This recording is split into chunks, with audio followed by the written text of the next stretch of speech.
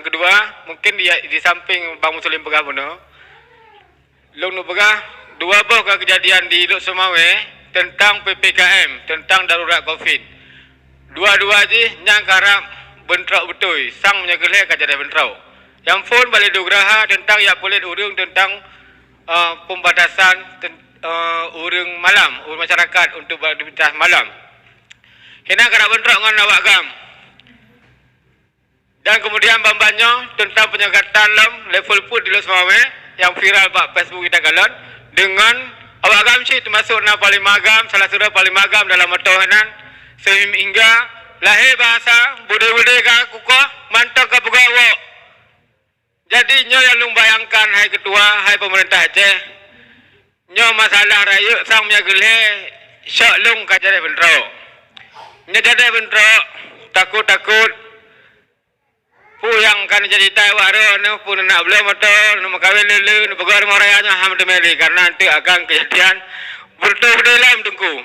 Abang menjaga bertuh-bertuh yakin lung kopi-kopi nyo kaya limai anali kopi. Nyo kopi karena anak bertuh-bertuh sakai. Kemudian aturannya berjalan pemerintah ada duit. Menyanyi kurang-kurang nebi makanan. Mau datang pi nyakan kurang nebi pun. Mau banyak larang-larang urace minta rezeki. Yang salah. Tota salah. Hadir negara yang kalau orangnya sibuk ngurus saya anak tak berlay.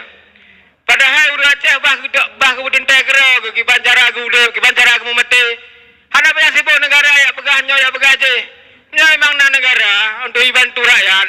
Puyang na mudah. Mesti menggambarkan orangnya bahwa daruratnya seolah-olah satu mati dan siksa mati bantu urace.